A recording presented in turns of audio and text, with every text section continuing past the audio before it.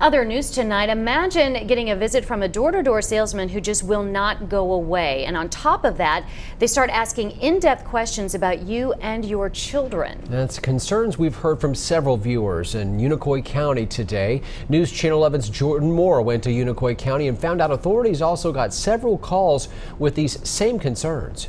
It was a typical Thursday morning for Ashley Shaw and her family, just cleaning the house, when there was a knock at the door. And with it being the heart of election season, she figured it was just another candidate coming to campaign. There has been a lot of them coming to campaign. But it didn't take her long before she realized the person standing in front of her Had sores all over his face, his clothes were not clean. wasn't running for office. He did have a briefcase and he was trying to sell us books. He wanted to come in and read to the kids. But when Shaw said she didn't want any books, He just would not go away or stop trying to sell it. Whenever the kids were playing around and the way he looked at them and wanted to come into our home, because I've never seen a salesman want to come into your home. It was something about pre-K.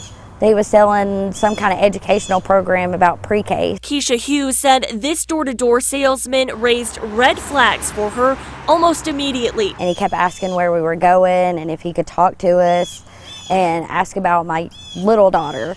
Asked how old she was and told her she was a handful. And it wasn't long before law enforcement got involved. Outside of normal door-to-door sale activity, we were hearing things about asking questions about kids, how many kids were there, if there were single mothers in the area. And were able to track down this reported salesman still lingering in the county. They did not have a door-to-door transient vendor license for the city or the county. It was very clear. The deputies that were on scene were very clear that this is not okay. But just days later, they would surface again, this time just outside of city limits. They were able to talk to him again, and the sheriff escorted him out.